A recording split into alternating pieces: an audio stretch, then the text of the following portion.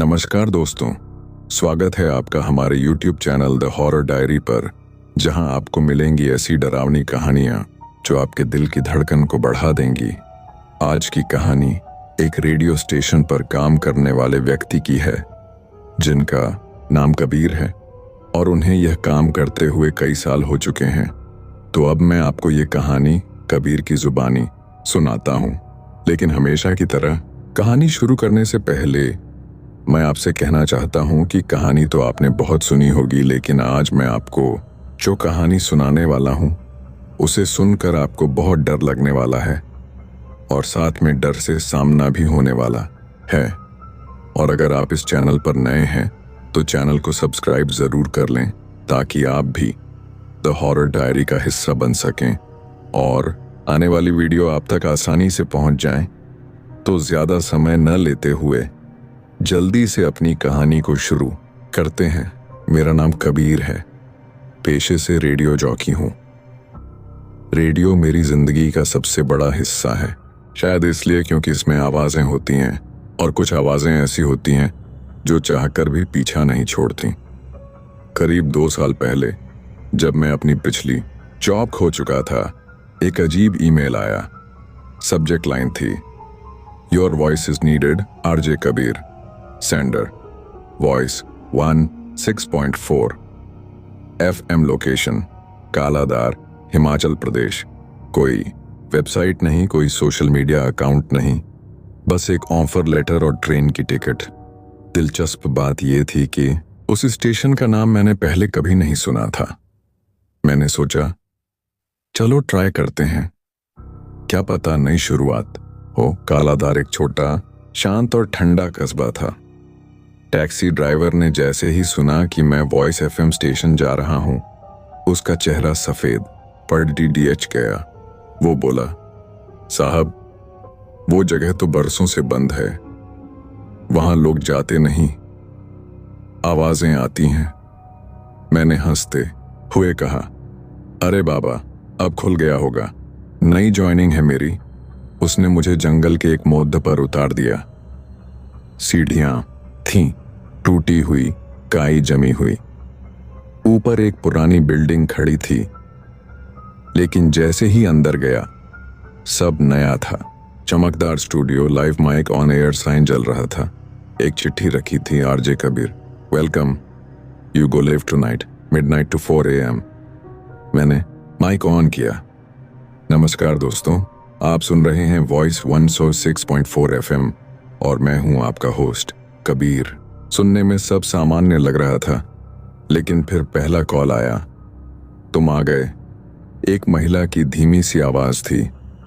मैंने कहा, आप कौन बोल रही हैं? उसने कहा, मैं वही हूं जो तुम्हारी आवाज में बसी थी। कॉल कट गया। हर कॉल में कुछ न कुछ अजीब था। कभी कोई पुराने गाने की फरमाइश करता जो कभी रिकॉर्ड ही नहीं हुआ, कभी कोई बच्चा मां को ढूंढता, और एक रात एक आदमी ने फोन कर कहा, ये स्टेशन कभी बंद नहीं हुआ, तुम बंद हुए हो कबीर। मैं डर गया। मैंने लोकल लाइब्रेरी में जाकर वॉइस FM के बारे में पूछा। एक बूढ़े लाइब्रेरियन ने धीरे से कहा, वो स्टेशन 2004 में बंद हुआ था, जब वहां काम कर रहे आरजे ने ऑन एयर अपनी जान ले ली थी। वो आरजे था कबीर, तुम्हारे जैसा ही नाम था। मैं सन्न रह गया।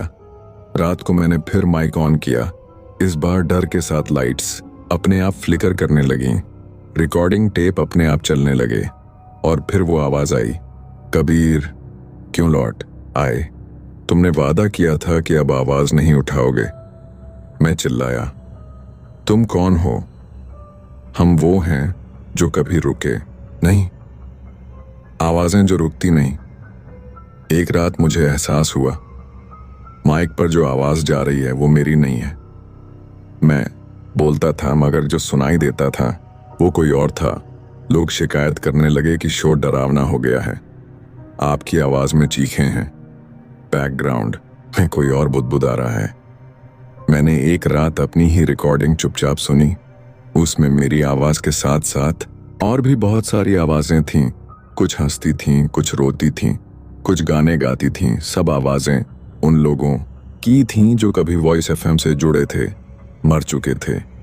मैंने नौकरी छोड़ने का सोचा, सुबह सामान पैक किया और स्टेशन से निकलने की कोशिश की, लेकिन रास्ता गायब था।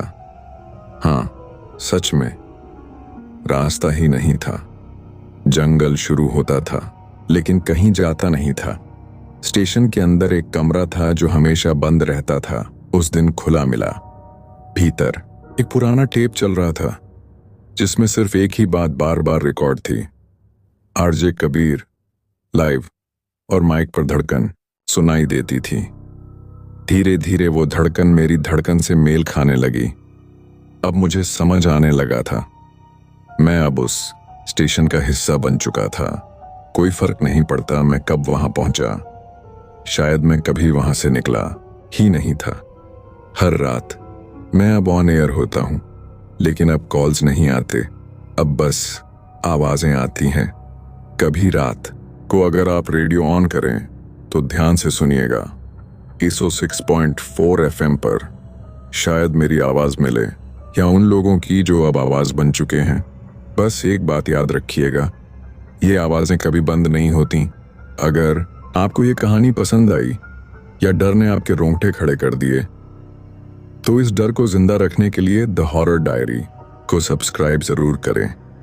हर रोज एक नई कहानी, एक नया खौफ, क्योंकि डर सिर्फ सुनने में नहीं होता, महसूस भी होता है।